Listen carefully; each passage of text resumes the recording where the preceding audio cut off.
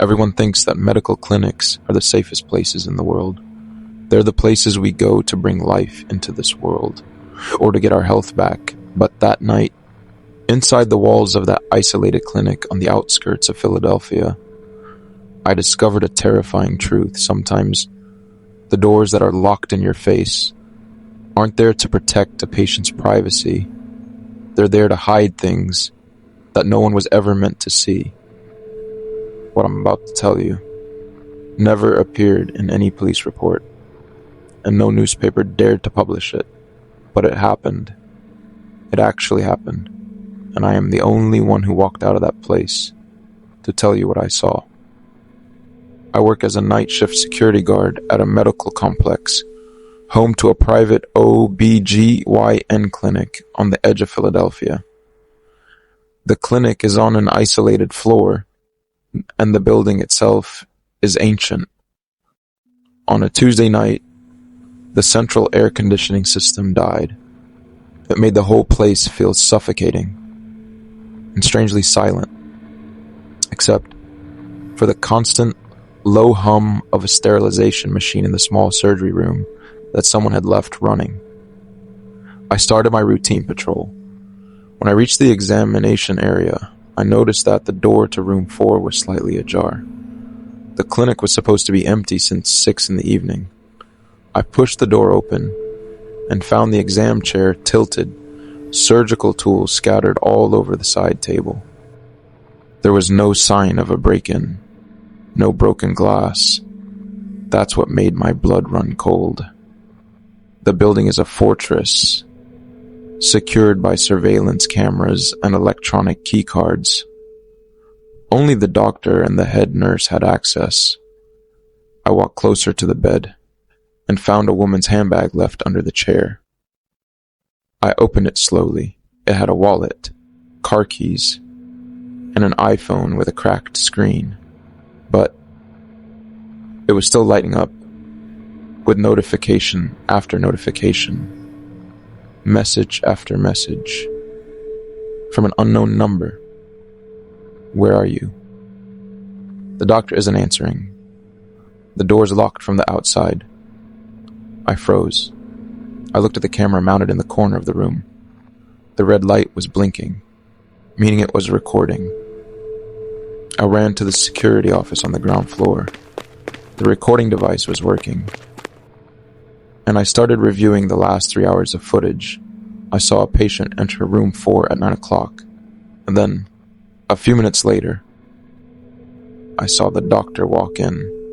An hour passed, and the doctor walked out, all by himself.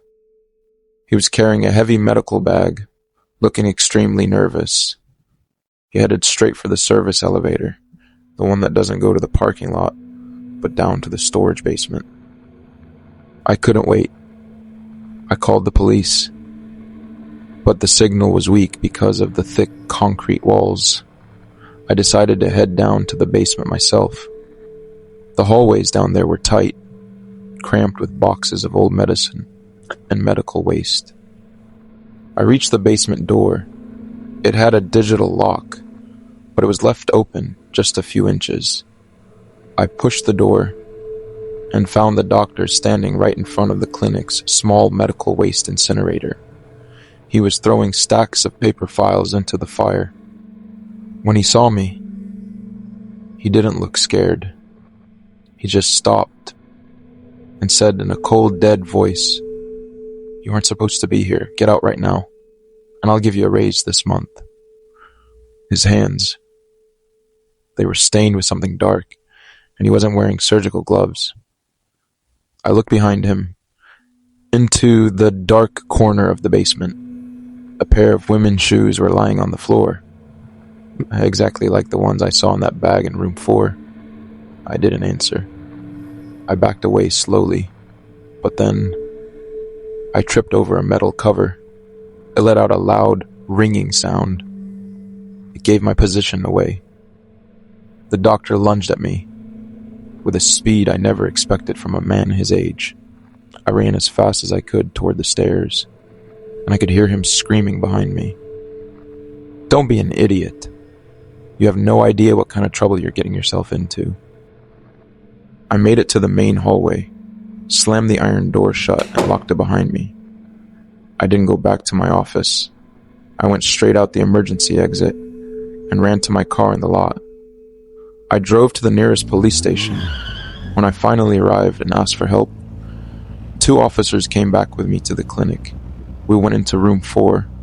The bag was still there, but when we checked the records, there was no patient by that name that day. We went down to the basement. The incinerator was completely empty. The room was clean, suspiciously clean, as if it hadn't been used in years. The doctor was gone. There was no trace of him. The phone I found in the room, we couldn't find it anywhere. The police started looking at me with suspicion, as if I had made the whole story up. But I knew what I saw. A week later, I got a text message on my personal phone from an unknown number. It was a photo of me walking out of the clinic that night, and it came with one single sentence. "The clinic never closes on Abgsan."